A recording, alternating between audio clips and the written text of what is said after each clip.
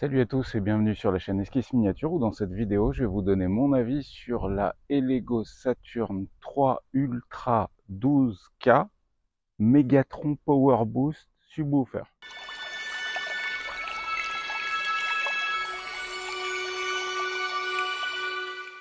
Voilà la machine dont je vais vous parler. En fait, c'est une nouvelle version, une évolution en fait du modèle de la Saturn de chez Elego.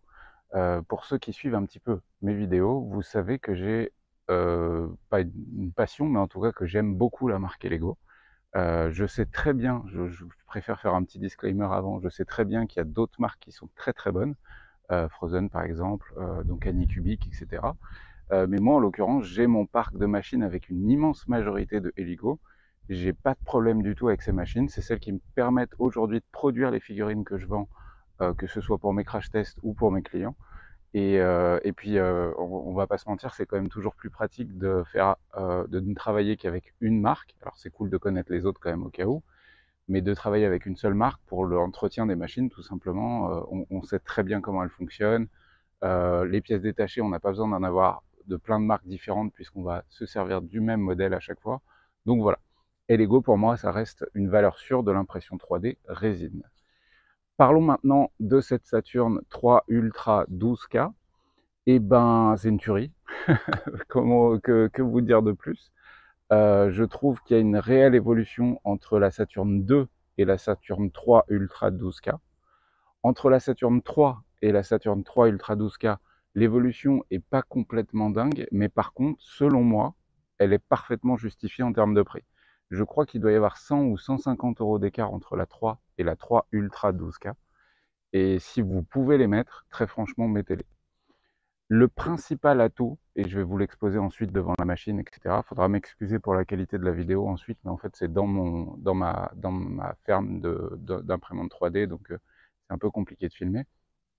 Euh, le principal pour moi atout que je développerai en conclusion, c'est essentiellement sa rapidité en fait, sa rapidité, sa qualité de print. Elle fait des prints d'une beauté complètement dingue. Vraiment, là, on est à un niveau. Je vois difficilement l'intérêt de faire mieux. Voilà, tout simplement. Quand on fait de la miniature, que ce soit du wargame ou même de la statuette, ce genre de choses, je ne comprendrais pas trop pourquoi on augmenterait encore la définition, surtout qu'il faut la résine qui suit. Donc la qualité est juste irréprochable et la rapidité de print est vraiment très très cool. Là-dessus, je pense qu'on va encore avoir des évolutions sur la durée de print, c'est-à-dire on va pouvoir polymériser encore plus vite parce qu'ils vont encore augmenter la puissance des écrans, etc. Mais déjà là, on a une vitesse qui est folle. On peut sortir un plateau pour, à titre vraiment d'exemple, un plateau incluant une quarantaine de figurines plus deux véhicules à l'échelle 28 mm standard. Ça sort en 3 heures, quoi. Et avec une qualité folle, etc. Donc vraiment très très cool. Ce que je vous propose, c'est qu'on passe devant la machine. Je vous montre en fait un résultat de print, mon avis global sur les trucs. Je vais pas rentrer trop dans le détail technique des nouveautés sur cette machine. Je le fais plutôt à la fin. Allez, c'est parti. Nous voilà devant la Saturn 3 Ultra 12K Megatron basse subwoofer. Donc là, c'est mon premier print test de cette nouvelle machine. Alors première chose déjà, hein, le capot qui s'ouvre vraiment, enfin il faut vraiment le soulever entièrement comme toutes les Lego. Hein. En fait c'est un peu galère parce que moi je suis dans les combles de ma maison et du coup je peux pas le mettre au fond en fait tout simplement puisque ça s'ouvre pas sur la façade. Donc je suis obligé de l'avancer à mort en fait sur le bureau pour pouvoir retirer le truc sans taper le plafond. Alors évidemment c'est très circonstanciel et très lié à l'endroit où vous allez placer la machine, mais n'oubliez pas cet aspect-là. Typiquement sur une étagère c'est mort, hein. Il faut vraiment de la place au-dessus, parce qu'en fait il faut pouvoir retirer intégralement ça, donc en fait ça double la hauteur du bordel, pour pouvoir le retirer bien droit. Sinon vous êtes obligé de le tordre légèrement en l'enlevant, et vous allez risquer de taper le bas du couvercle sur le haut du plateau, et du coup de foutre de la résine là-dessus. Bref, n'oubliez pas, au-dessus, plein de place. Voilà, moi c'est un peu galère, mais plein de place. Alors, premier print sorti. Donc, tout est sorti visiblement nickel. J'ai de l'accroche plateau. J'avais pas trop d'inquiétude là-dessus parce que j'ai vraiment mis suffisamment de support, etc. J'ai l'impression que c'est pas mal. Alors là, j'ai 6 heures de print. Hop. Non, je vous dis une bêtise. Là, je suis à 9 heures de print. Ouais, 9 heures de print. Et puis, on va voir ce que ça donne. Alors, j'ai plusieurs véhicules dessus. J'ai une vingtaine de figurines. 2 gros véhicules qui sont pleins en plus, donc c'est relativement lourd. Et puis, je vais nettoyer tout ça avec le Wash and Cure spécial qui est juste là. Qui est très cool, mais attention, il faut mettre 4 litres, voire 4 litres 5 d'alcool à l'intérieur. C'est beaucoup. C'est vraiment beaucoup. Donc encore une fois, je vous l'ai déjà dit, si vous n'avez pas besoin d'une taille de plateau comme celle-ci, restez sur les petits modèles de chez Lego ou même de chez Anycubic, quoi. Ça suffit amplement. Cela dit, voilà, dès que vous avez besoin d'un grand plateau, les Saturnes sont cool. Allez, je fais le nettoyage et je vous montre à la fin. Donc voilà dans le plateau sorti du Wash and Cure. Donc on va dégrapper tout ça. Alors déjà, c'est trop bien. Vraiment, on a un dégrappage ultra simple. Ouais, ça va tout seul. Petite spatule, vraiment que je vous conseille. Hein. C'est vraiment pour moi les meilleures de loin. Avant les grosses qui sont souvent un peu trop épaisses. Et ouais, ça va vraiment tout seul. Hop, donc là on a la grappe qui est sortie. Le plateau, donc sur lequel moi je passe juste un coup de chiffon avec l'alcool qui reste encore un petit peu du Wash and Cure. Donc en fait je nettoie tout simplement ça. J'en profite pour nettoyer un petit peu dessus, hein. C'est important d'essayer de la garder le plus propre possible. Alors là, si vous êtes très minutieux, ça peut valoir le coup de repasser le plateau vide dans le Wash and Cure pour retirer, vous voyez, ce genre de petites jonctions dans lesquelles il y a encore un petit peu de résine.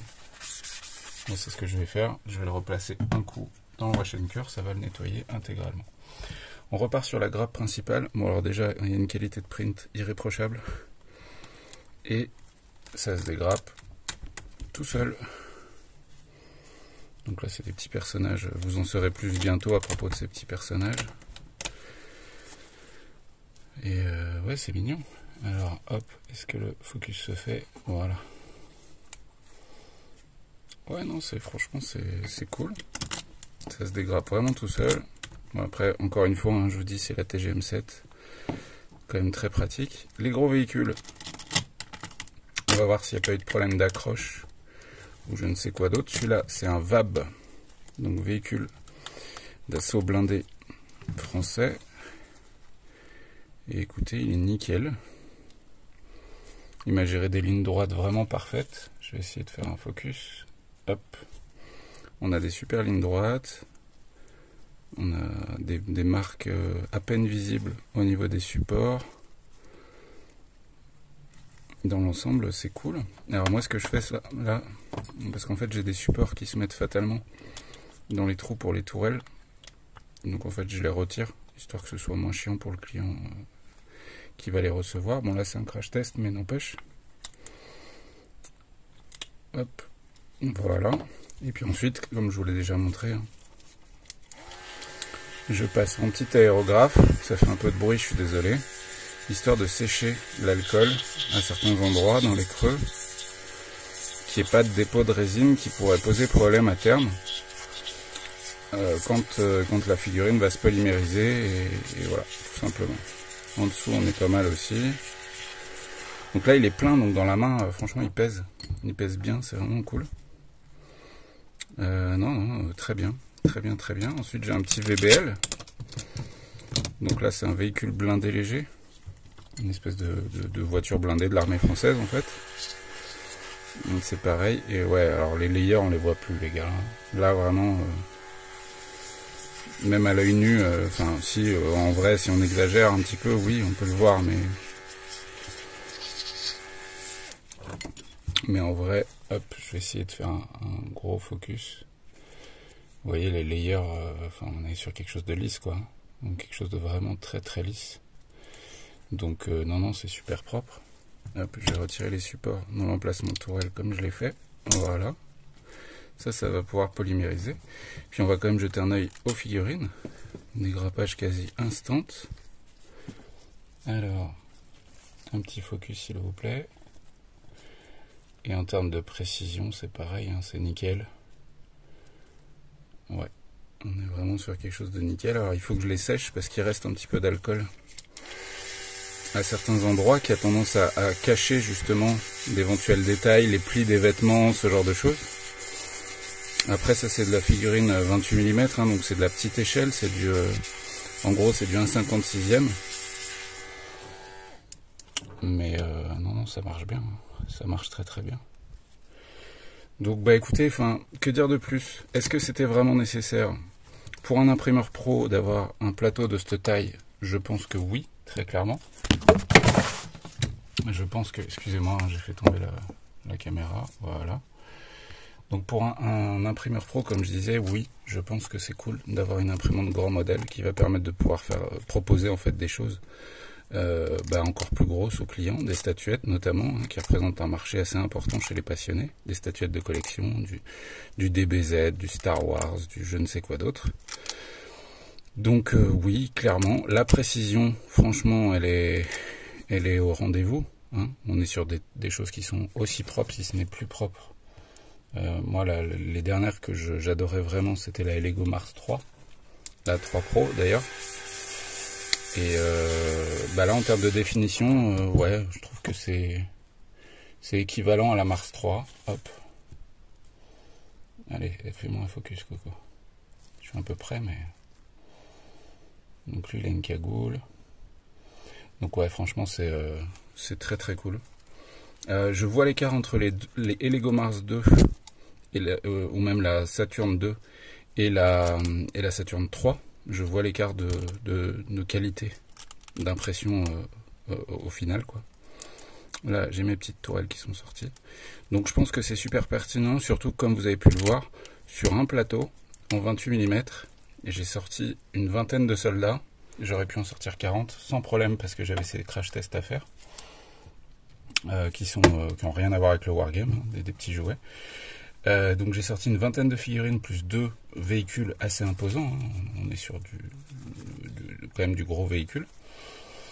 Plus les tourelles et les accessoires et tout. En vrai, j'aurais pu sortir à l'aise 4 véhicules comme ça et 40 soldats sans aucun problème. Donc en fait, en imprint alors avec la TGM7, je suis à 9h, mais sachez que si vous utilisez de la résine plus standard ou même la 8K de chez Lego, votre temps de polymérisation il va accélérer un petit peu parce qu'elle va être polymérisée plus vite. Vos figurines sont un peu moins solides au final, mais ça va polymériser plus vite.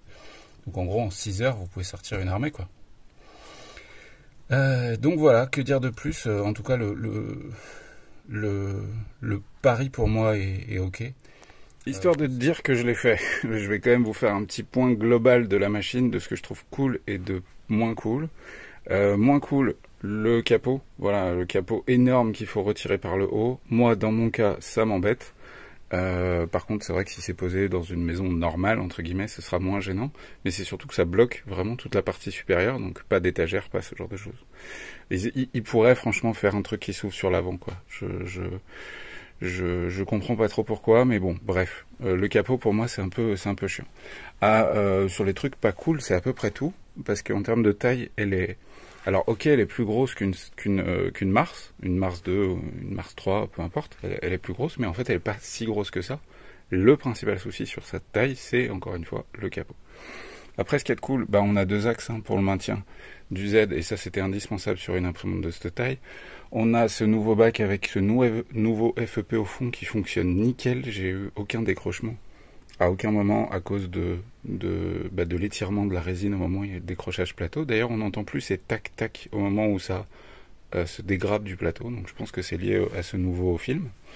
On a la filtre à charbon ici. C'est toujours ça de prix, c'est pas forcément le truc le plus efficace du monde, mais franchement c'est cool quand il y en a un. On peut en mettre un deuxième juste là, histoire d'augmenter la filtration de toutes ces vapeurs nocives. On est sur du Wi-Fi, hein. On peut envoyer les fichiers directement à la machine sans problème, et ça c'est très très cool. Elle a de la mémoire cache qui permet de même pas avoir à foutre de clé USB.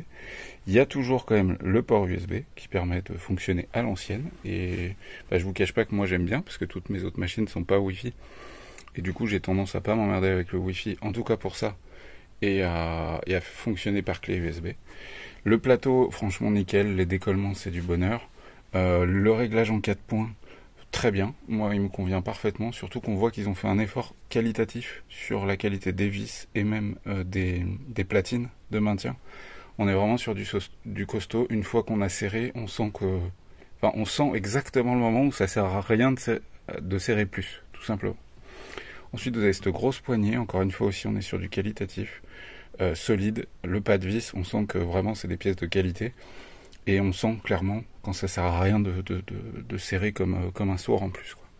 Au niveau de l'écran, j'ai rien à dire de plus parce que c'est pas intéressant. Il n'y a rien de fou dans la manipulation sur l'écran. C'est cool, vous avez une prévisualisation comme il y avait sur les 2 et les 3 de votre modèle 3D, mais rien de dingue. Effectivement, elle est plus rapide. Elle est plus bruyante aussi, par contre, attention. Elle fait beaucoup plus de bruit que les Lego Mars 2, notamment. Et même plus de bruit que la Saturn 2, qui est derrière moi. Je trouve que la ventilation est quand même très bruyante.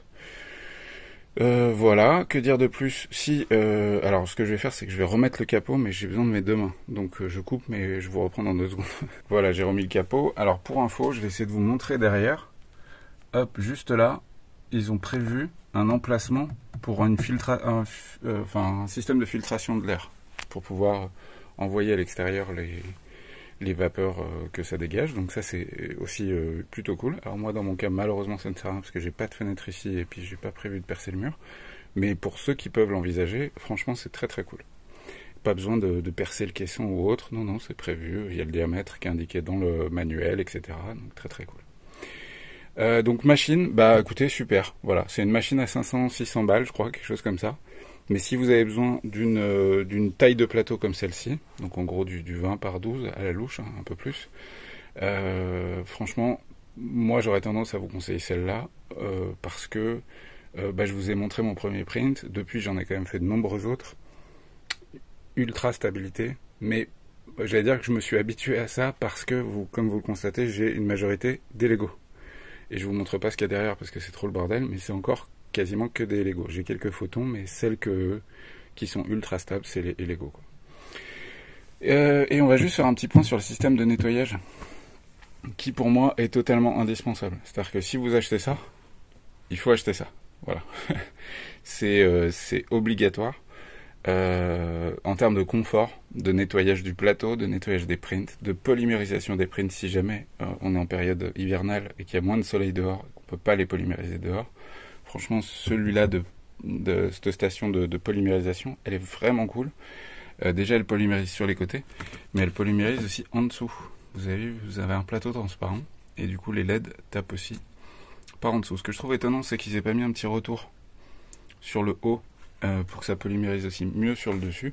Mais là, franchement, c'est très pratique. Une simple pression sur le bouton central, hop, il y a le compteur qui s'affiche. Il n'y a rien à faire de plus, hein. Vous indiquez le nombre de minutes que vous voulez nettoyer ou polymériser. Vous rappuyez sur le bouton, ça se met à tourner. Alors là, je ne vais pas le faire parce que j'ai rien dedans. Et pour l'éteindre, on laisse le dos appuyé aussi. Pareil pour cette station de nettoyage, indispensable. Par contre, elle, malheureusement, et je trouve que c'est dommage, elle ne sert que pour la Saturn ou pour des imprimantes avec cette taille de plateau là, parce qu'il n'y a pas le bras de maintien pour bloquer les plateaux des petites. Et je vous cache pas que quand j'ai reçu le bordel, j'espérais que j'allais pouvoir me séparer du petit modèle pour en fait mutualiser les machines, gain de place, etc. Puis l'alcool aussi, etc. Et au final, je suis obligé de garder les deux parce que là, si je veux nettoyer mes petits plateaux là-dedans, il faut que j'utilise le bac à frites qui est livré avec, hein. Donc le bac à frites il se fout à l'intérieur, je l'appelle le bac à frites, mais je pense que vous avez compris pourquoi. Et du coup là-dedans je peux mettre un plateau de petites sans problème, mais du coup c'est casse-gueule, quoi. Ça se penche un peu sur les côtés, etc. Ou alors il faut dégrapper, enlever du plateau avant de polymériser. Donc voilà, petite déception sur le fait de ne pas pouvoir mettre cette platine. Je pense qu'il y a moyen d'adapter un truc dessus, mais je l'ai pas fait. Mais voilà, ces deux trucs pour moi c'est quasiment indispensable avec une machine de cette taille. Et petit détail, pour ceux que ça intéresse, il vous livre également ceci. Donc c'est un fil que vous pouvez brancher sur le système d'alimentation qui est sur les machines là, donc ça y a pas de problème. Vous avez un petit interrupteur on-off. Et ça c'est une lampe LED UV et qui va vous permettre de polymériser à des endroits un peu plus délicats d'accès. Alors, bonne idée, mal exécutée. Ce que je veux dire par là, c'est que les endroits où on a besoin de polymériser avec précision, ils sont moins épais que ça, les gars. C'est trop épais, ça, en fait. Si à un endroit, dans un print, on fait de l'évidage sur la pièce et qu'on a besoin d'aller polymériser l'intérieur de la pièce, là, il faut faire des trous de, des évacuations de résine de 1,5 cm de diamètre pour que ça passe. Donc c'est une très bonne idée, mais c'est trop gros. Franchement, la même chose avec l'épaisseur de ce fil-là, pas plus, ça aurait été parfait. Là, malheureusement, ce truc-là, pour moi, il sert pas à grand-chose. Voilà. Si ça avait été plus fin, ça aurait été génial. Je pense que c'est pareil, hein, il y a moyen de bidouiller le truc sans aucun problème. Il va suffire, à mon avis, il suffit d'enlever ce boîtier-là, de récupérer juste la LED UV et de lui faire un petit cache, pourquoi pas même en impression 3D, quelque chose de beaucoup plus fin. Et voilà, tout ça est adaptable. N'empêche que c'est quand même dommage d'avoir fait un produit qui est fait pour aller polymériser des endroits compliqués, qui fait la taille de mon doigt. C'est vraiment trop gros, quoi. C'est vraiment trop gros. Donc voilà, c'est livré avec petit gadget supplémentaire. Encore une fois, il va falloir le bidouiller par contre un petit peu. Du coup, pour finir, je tiens quand même à vous préciser que je n'ai pas des milliers d'heures de print encore sur cette Saturn 3 Ultra 12K. J'en suis à quelques centaines, ce qui commence à être suffisant pour se faire une idée. Mais du coup, je n'ai pas de retour encore sur des milliers d'heures de print avec le même film qu'il y a dans ce bac, par exemple. Est-ce qu'il tient aussi bien que les FEP standards? Ça, je ne sais pas encore trop, mais vous aurez des informations dès que j'aurai au moins dépassé les 1000 heures de print, histoire de vous faire des retours là-dessus. Mais après, ma connaissance des imprimantes Elego me permet, je pense, de vous dire que globalement, c'est une machine ultra stable. Voilà. Je pense pas m'attendre à plus de problèmes qu'avec les autres Elego. Et vu qu'avec les autres Lego, j'ai pas de problème, je pense qu'on est sur une machine ultra fiable, tout simplement. Je rappelle aussi qu'il y a vraiment quelque chose de très très pratique. Le service client de Elego est vraiment au top, selon moi. Il y a également moyen de trouver toutes les pièces détachées des machines, vraiment les acheter à part, l'écran, la carte mère si c'est nécessaire, la lime, un nouvel axe Z, etc., un nouveau plateau, etc. Donc c'est quand même très pratique de pouvoir trouver toutes les pièces de rechange si vous êtes un printer fou ou un printer pro. Qu'est-ce que j'ai à dire de plus que j'apprécie particulièrement sur celle-ci? En fait, c'est vraiment le step-up entre la Saturn 2 et la Saturn 3 Ultra 12K, et c'est vraiment cet écart que je trouve vraiment violent. Je vous dis franchement, l'écart entre la 3 et la 3 Ultra 12K, il n'est pas complètement dingue, euh, mais on sent la machine plus costaud en fait, c'est aussi simple que ça. Ne serait-ce que le caisson qui est en métal sur la Ultra 12K alors que c'est du plastoc sur l'autre, l'écran qui est beaucoup plus agréable sur la Ultra 12K alors que sur l'autre c'est un tout petit écran comme on a l'habitude. Il y a le Wi-Fi, donc ça c'est pratique aussi, pas besoin d'aller jusqu'à la machine pour lancer le print. C'est un détail, mais ça peut avoir son importance. L'axe Z qui est vachement plus épais, donc on sent plus de solidité globale sur. En gros, on a des finitions haut de gamme entre guillemets sur cette Ultra 12K. Et puis en plus de ça, on a une qualité de print irréprochable. Je vais juste faire un dernier petit point sur les résines. Alors il faut savoir que je n'ai pas réussi à trouver de résine 12K. 12K, donc en termes de définition, une définition vraiment très très haute. Cela dit, j'ai testé la résine 8K de chez Elego, qui propose de vendre avec, qui est à 35 ou 40 balles le litre, ou dollars, je sais plus.